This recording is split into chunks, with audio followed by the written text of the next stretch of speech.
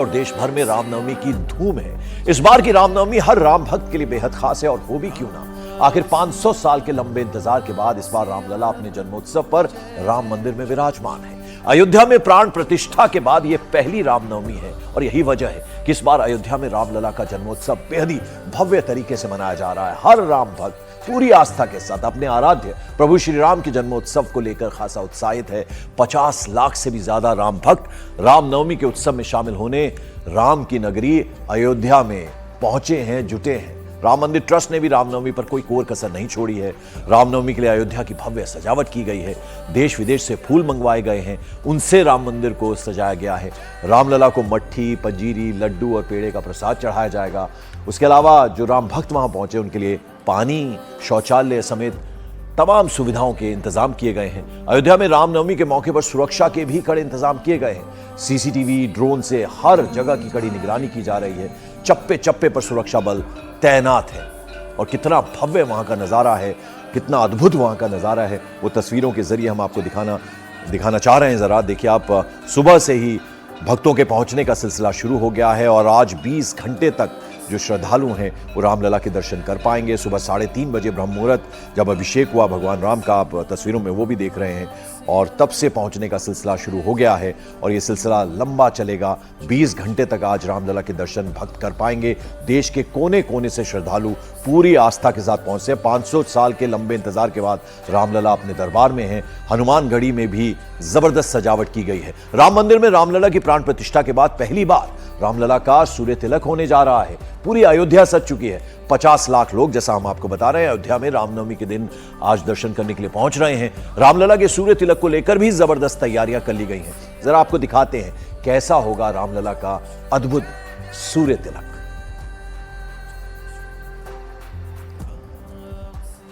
तो आपको बता दें कि आप देख रहे हैं प्रसाद लेकर लोग पहुंच रहे हैं रामलला के दर्शनों के लिए। देश के कोने कोने से लोग पहुंच रहे हैं और बेंगलुरु की एक कंपनी है जिन्होंने डोनेट किया है वो जो टेक्निक जिसका कि इस्तेमाल होगा और कैसे उसमें दर्पण लगाए गए हैं, रिफ्लेक्टर्स हैं, और सीधा 3 मिनट तक भगवान राम के ललाट पर, रामलला के ललाट पर सूर्य की किरणें वो दिखेंगी तो वो नज़ारा कितना अलौकिक होगा, भव्य होगा, वो देखने वाली बात होगी। लगभग 12 बजे के करीब जो वो मुहूर्त है जब 3 मिनट तक रामलला के ललाट पर सूर्य की किरणें पड़ती हुई नजर आएंगी।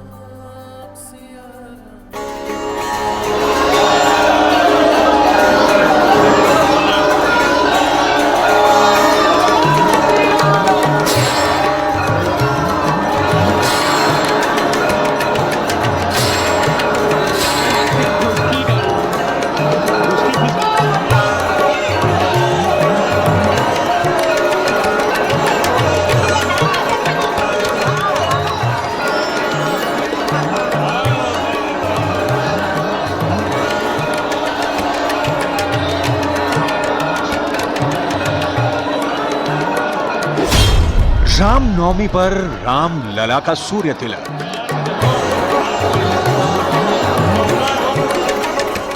जरा कल्पना कीजिए, जब साक्षात सूर्यदेव की किरणें रामलला के श्यामल रूप को स्पर्श करेंगी तो वो नजारा कितना अद्भुत होगा। जरा अंदाजा लगाइए, जब रामलला के ललाट पर 5 मिनट तक सूर्य की किरणें सूर्य तिलक करेंगी तो वो दृश्य कितना सुंदर और अकल्पनीय होगा।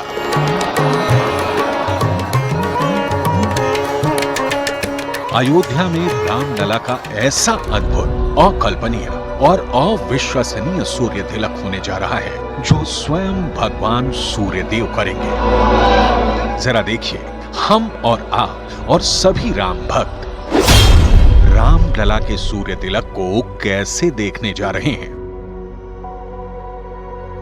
दोपहर में ठीक 12:16 पर सूर्य किरणें रिफ्लेक्टर से टकराएंगी। ये रिफ्लेक्टर बॉक्स में छत पर लगा है।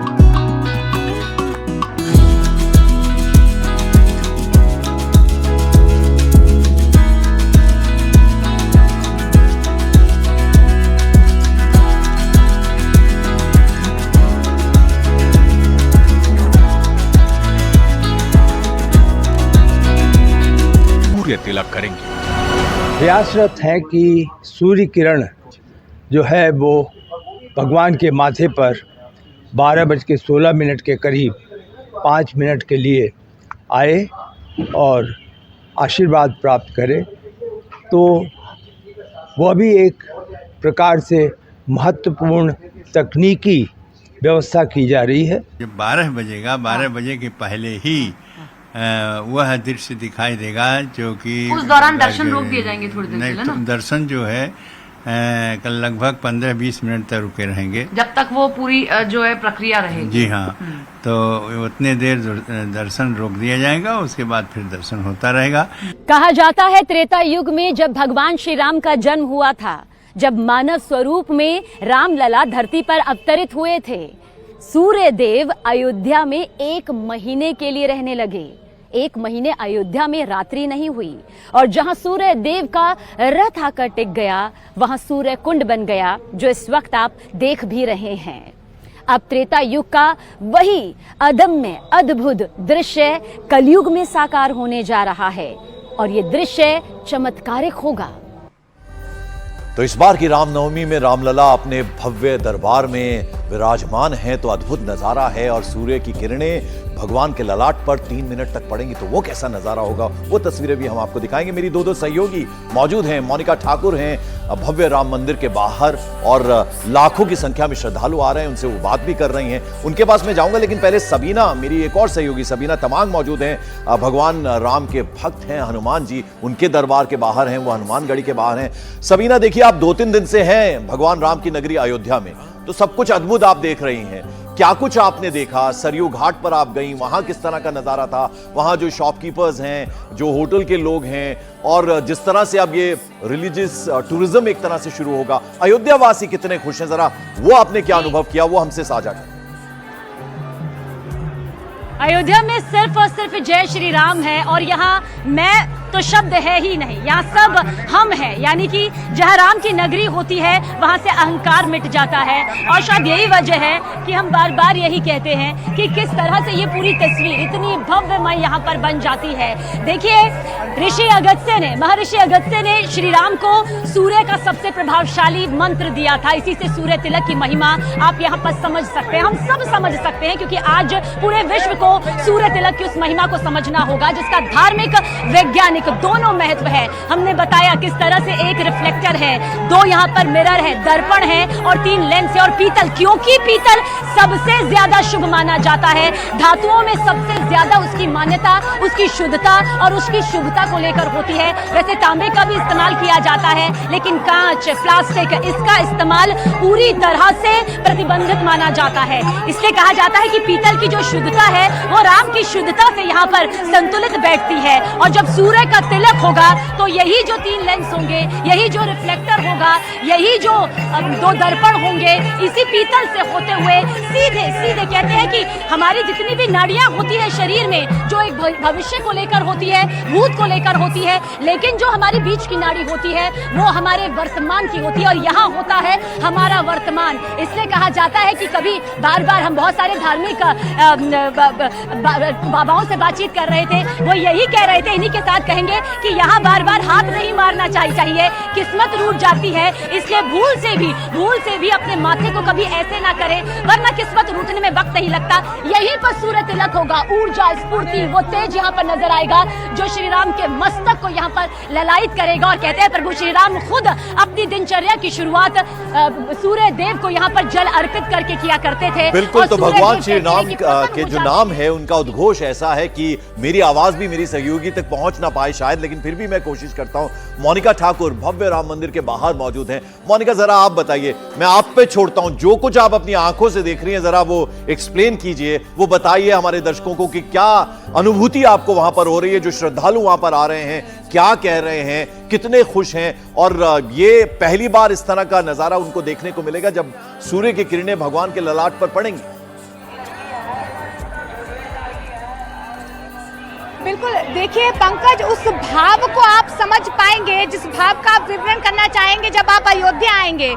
लेकिन अयोध्या में जो जो यहाँ पर पहुंच रहा है उसका भाव सिर्फ यही है, वो साधना, वो आस, वो आस्था जिसका 500 सालों से लोग इंतजार कर रहे थे, वो साक्षात अब भव्य नव्य मंदिर में तब्दील होकर अब यहाँ पर राम लल्ला जो है अपने नए मंदिर में यानी कि टेंट से अब ठाठ बाट में बैठ चुके हैं। देखिए, हिंदू मान्यताओं में कहा ही जाता है कि सूर्य देवता एक ऐसे देवता है जिनकी पूजा अर्चना जरूर की जाती है। और आपको याद होगा जब प्रभु श्री राम रावण से युद्ध कर रहे थे, उस वक्त प्रभु श्री राम जब थोड़े से हताश हुए तो उनको याद आया कि वो तो सूर्यवंशी हैं और उन्होंने सूर्य की आराधना की और आपने देखा कि किस तरीके से उन्हें जीत हासिल हुई। ऐसे ही जब भी हम मन में प्रभु राम को लेते हैं, सूर्य को लेते हैं, तो दोनों की ही पूजा अर्चना की जाती है और आपके काम में जितनी भी बाधाएं वो पूरी हो जाती हैं। एक बार मैं तस्वीरें आपको दिखाती हूँ। ये देखिए कितनी लंबी लंबी कतार में जो राम भक्त हैं यहाँ पर पहुंचे हुए हैं।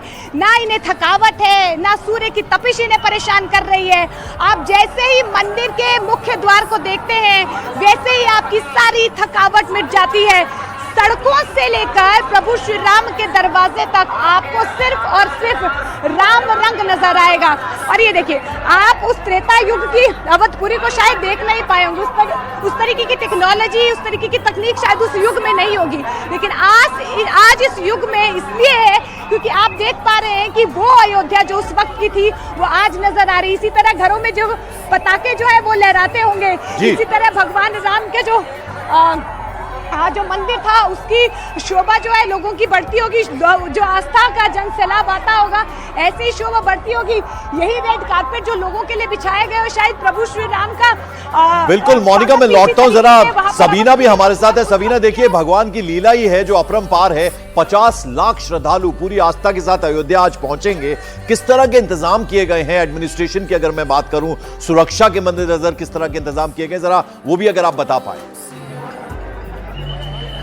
बहुत मर्यादित इंतजाम है मर्यादा पुरुषोत्तम राम की नगरी में और हर कोई अपनी मर्यादा को समझते हुए सीमा नहीं लाग रहा है। जो नियम कायदे कानून यहाँ पर बने हुए हैं और सुरक्षा के इतने सख्त इंतजाम है कि अयोध्या की गली गली में आपको वो सुरक्षा नजर आएगी जो सिर्फ और सिर्फ भक्तों के दर्शन के मद्देनजर यहाँ पर तय की गई है पंकज। और इसे बताना शायद इसलिए भी जरूरी हो जाता है क्योंकि जो विदेशों से भी भक्त यहाँ पर आए, हमने सुबह भी बातचीत की, कुछ अमेरिका से आए हुए थे, कुछ ऑस्ट्रेलिया से आए हुए थे, कुछ रोटी बेटी का रिश्ता कहे जाने वाले नेपाल से आए हुए थे, अलग अलग देशों से आए हुए थे। कई भक्तों की आंखें नम हो गई, भाव विभोर हो गए। खुश इस बात से पूरी तरह से है कि राज्य ने, केंद्र ने पूरी तरह से जो प्रबंध यहाँ पर किए हैं उनके लिए वो अद्वितीय है। लेकिन इंतजार है सूर्य तिलक का, उस सूर्य तिलक का जो ऊर्जा स्फूर्ति का सबसे बड़ा प्रतीक है, जिसका तेज ही कांतिमय हो जाता है। और जब श्री राम के मस्तक पर वो सूर्य तिलक होगा,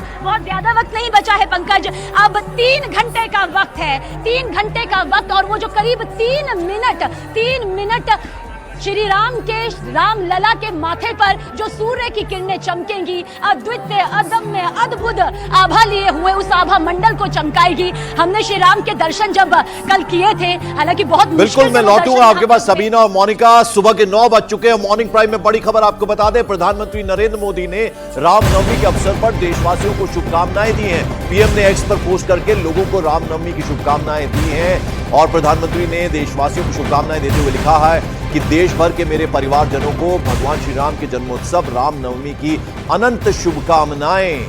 ये उन्होंने लिखा, इस पावन अवसर पर मेरा मन भाव विभोर और कृतार्थ है, प्रधानमंत्री ने यह लिखा है। और ये श्री राम की परम कृपा है कि इसी वर्ष अपने कोटि कोटि देशवासियों के साथ मैं अयोध्या में प्राण प्रतिष्ठा का साक्षी बना। अवधपुरी के उस क्षण की स्मृतियां अब भी उसी ऊर्जा से मेरे मन में स्पंदित होती हैं। प्रधानमंत्री ने ये ट्वीट किया है और सुबह सुबह उनका ये ट्वीट किया उन्होंने। और कितने आनंदित प्रधानमंत्री हैं, कितने खुश प्रधानमंत्री हैं, वो एक्सप्रेशन प्रधानमंत्री का जो है वो ट्वीट के जरिए देखने को मिल रहा है। उन्होंने ये भी लिखा है कि ये पहली रामनवमी है जब अयोध्या के भव्य और दिव्य राम मंदिर में हमारे रामलला विराजमान हो चुके हैं। रामनवमी के इस उत्सव में आज अयोध्या एक अप्रतिम आनंद में है। 5 शताब्दियों की प्रतीक्षा के बाद आज हमें यह रामनवमी अयोध्या में इस तरह मनाने का सौभाग्य मिला है।